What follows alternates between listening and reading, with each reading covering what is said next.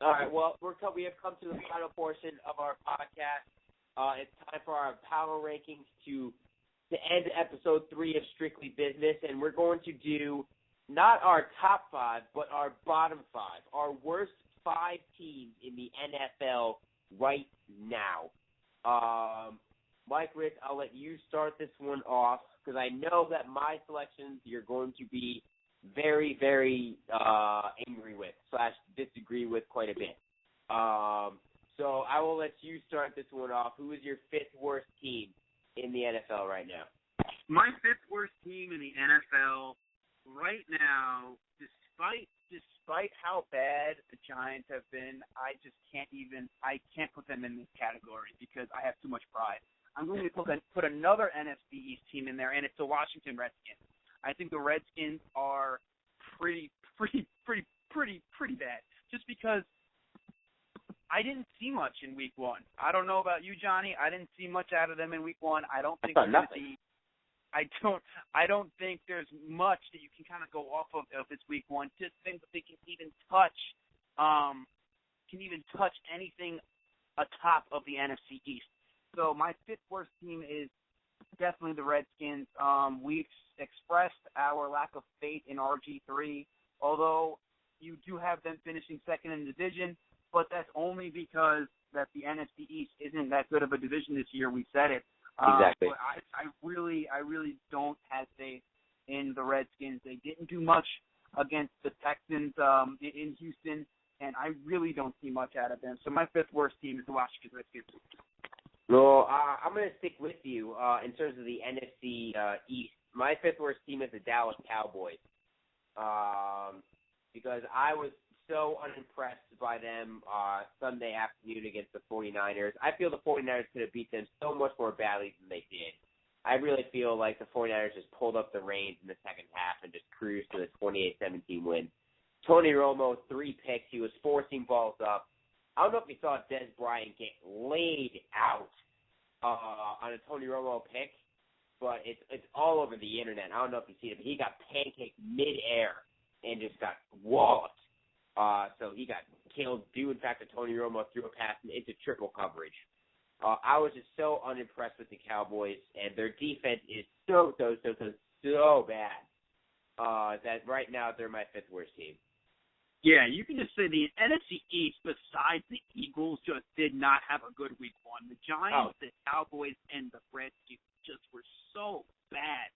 They had, I guess, out of the 3 of them, the Redskins did look the best, but that doesn't say anything because the Cowboys and the Giants looked so terribly bad. But I still think the Redskins are going to finish last in this division. But going into my 4th team, is going to be the Cleveland Browns. I think that although they did show some promise against the Steelers in the second half, especially with Ben Tate going down, I don't think that they're going to have enough consistency on the ground. I know they have West and that other guy Cromwell who did play well last week. I don't think they're going to have a nice solid running back core. I don't think that they're going to continue to do it. If Josh Gordon ends up coming back, I could be wrong, but I don't see much out of the Browns. They play in a tough division, obviously, so I don't think wins are going to be easy to come by.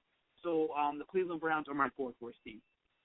I do not have the Cleveland Browns in my bottom 5. I will have you know that because I was impressed with what they did in the second half, being resilient and coming back against Pittsburgh.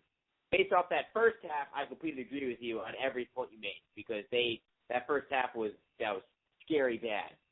But that second half gave me a little bit of hope. The fact they were going to fight back against the division opponent and make the game competitive gave me a glimmer of hope. Not much, but it avoided them being in my bottom 5. In terms of my 4th worst team, I'm sorry, but I don't have any pride toward them. I had the New York Giants.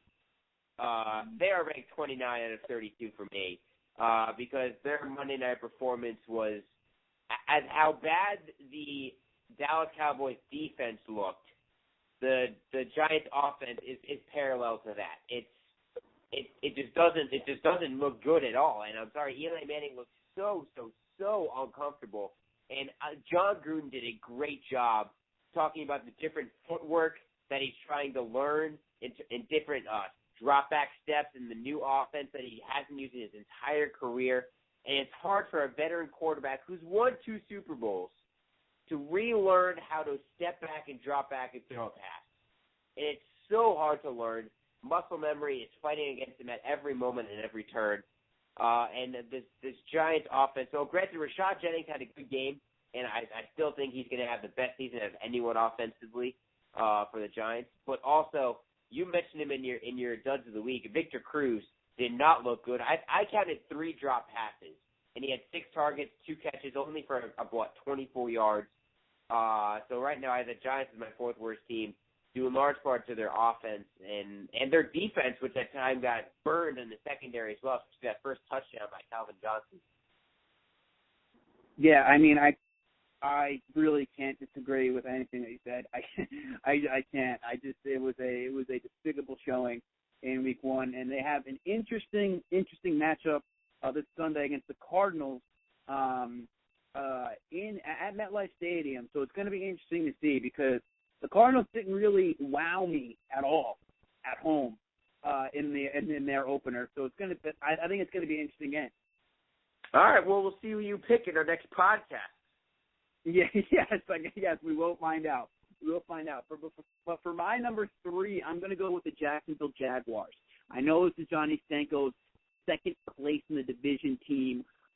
They showed some promise, they showed some life, but then they got outscored 34-0 against the Eagles. And I don't think that they have much going on for them at all. I mean, I had them last in the division anyway, and I got a 6. They're just a bad football team. I really want to see Bortles, and I want to see how well he can perform on a week-to-week basis. So for me, that's going to be exciting to see. But I mean, as for just their overall, just for their overall season, I mean, I would be surprised if they won more than 5 games. I do not have Jacksonville in my bottom 5. Do I agree with you? I have them just above the Dallas Cowboys, so they're the 6th worst, 27th out of 32. So I'm with you that they're pretty bad right now because I think the Eagles they woke up in the second half and decided, we're playing a football game. We should learn what football is and play it, and we'll be better than Jacksonville.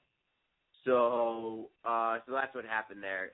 But for my 3rd worst team, I'm sticking in the NFC East, and it's the Washington Redskins. Because their Week 1, their offense was really bad against Houston. Granted, J.J. Watt is a beast. He blocked an extra point. Who does that? He's an animal. Yeah, he's an animal. No one else is going to do it in the league this year. He might as well have locked up Defensive Player of the Year with that week. He was, oh my God, the man is a monster. It's like, oh my God. Unfortunately, the Texans got bounced with a Jadeveon Clowney injury, so he's out for a little while. But J.J. Watt really impressed me. But otherwise, as J.J. Watt impressed me, the Redskins did nothing to impress me. I don't know what's happened to Alfred Morris at running back, but he is not the same player that he was when he had that one great year. RG3 is not a pocket passer, and they're not going to let him run because he's fragile and injury-prone. And I'm going to stick to my gun saying that eventually Kirk Cousins is going to start a game this year for the Washington Redskins, and they're going to do better with Kirk Cousins as a pocket passer than RG3. So I got the Washington Redskins at number 30th overall, 3rd worst team in the NFL. I would agree with you about Kirk Cousins. I think that's definitely inevitable that he's going to start. Every time he comes in, he does what he's supposed to be doing, and that's going to be something to watch later on in the year. But, yeah, so we both agree the Redskins are pretty bad right now. Yeah, they're terrible. Worse than the Redskins for me has to be the St. Louis Rams. What was that in Week 1, Stanko? God. They just got trounced 34-6 to the Vikings. I mean, the Vikings. Granted, I know they have Adrian Peterson, but Stanko, if I told you the Vikings, if I came on this podcast last week and I said we both had the Vikings, we did. Credit to us for having that pick. But I would say you were crazy said that they were going to win 34-6. No way did I think. And I think that this team obviously gets worse when they don't have their starting quarterback, Sam Bradford, obviously after the year. I think this team is in trouble. I don't care how good their defense is supposed to be. It was nowhere to be found against a Vikings team who isn't going to be that good. So I really think there's no hope for the Rams this season. Yeah, for me, my second worst is Oakland, and I'll spill the beans right now. St. Louis is my worst team in the NFL right now. Because listen, Sean Hill, quarterback, did not look good. If you look at the Rams defense, they did okay against Minnesota. Minnesota on third down, 3 of 12. They had almost the same amount of yards, 345 for Minnesota, 318 for St. Louis. But St. Louis's rushing game only had 72 yards. That Zach Stacy was supposed to have a big year. He did absolutely nothing. Zach Stacy, if I'm looking at the stats, he had 43 yards on 11 carries with a long of 7. Nothing. And also, Minnesota had 185 yards rushing. 185 yards. And 102 of those yards came on 3 carries from Cordell Patterson. And Adrian Peterson didn't even finish with 100 yards. He had 21 carries for 75 yards. So the best player on the team didn't even have a good game. And you made Matt Castle look pretty good, 17 to 25, 2 touchdowns on 170 yards. Man, oh man, oh man. And listen, they had to bring in Austin Davis because Sean Hill ended up getting hurt, and Austin Davis threw an interception, got sacked 4 times. Nothing good about St. Louis. Nothing good at all.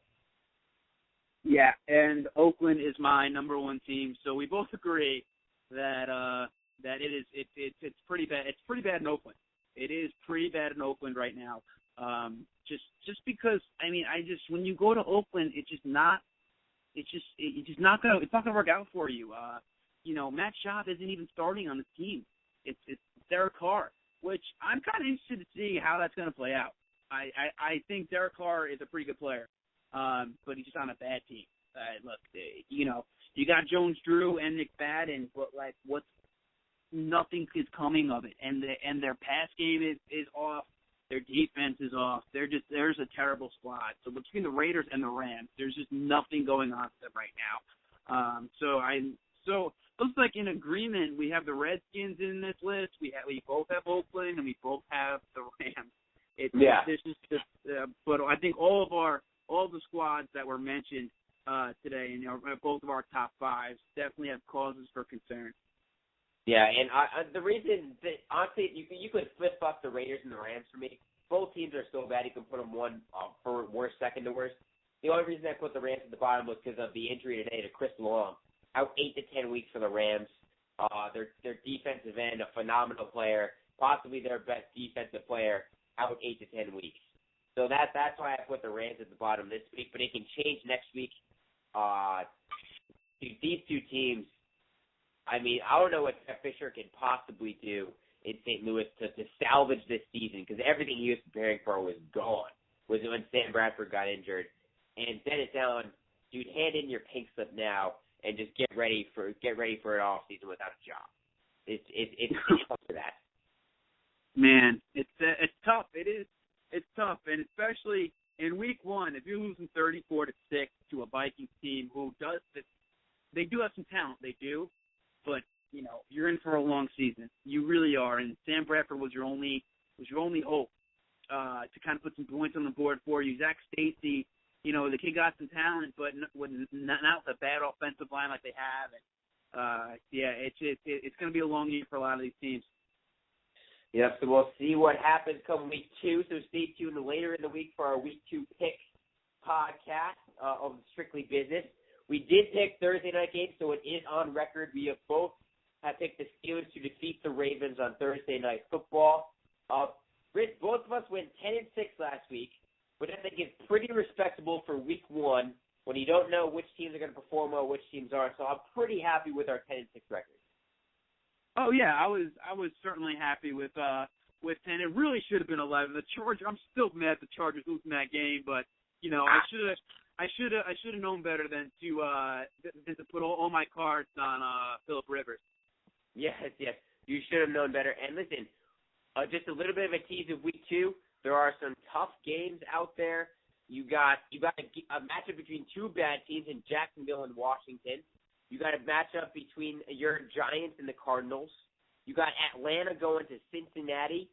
You got Chicago and San Francisco, and you got a great Monday night game in Philadelphia at Indianapolis. So I think week 2, much tougher picks. Even with some clarity after knowing how teams played week 1, still a tougher week to pick than opening week. Yeah, this is what separates the men from the boys. It's just this is week 2. Week 2, I was looking at the schedule too. There is some tough games to pick, and I'm glad that we're not making the picks tonight. I'm glad that we're waiting a couple of days to finally come down and make this decision. Week 2 is a toughie. Yes, it is. And Mike, looking forward to talking to you when we pick our week 2 games. Be sure everyone to stay connected with us via our Facebook page, the Strictly Business Podcast with Mike, Ritz and Jon Stanko, our YouTube channel, and be sure to follow us on Twitter as well. Again, and look forward to our week 2 picks, where we'll also have our Stone Cold Lock of the Week, where we are both still surviving because I mistakenly said that yours was the Bears, and I should have just looked at the picture instead of trying to remember. And I apologize because your Steelers did win. No, that's okay. It's all right. I'm still alive. You're still alive. So we'll see what happens come week 2.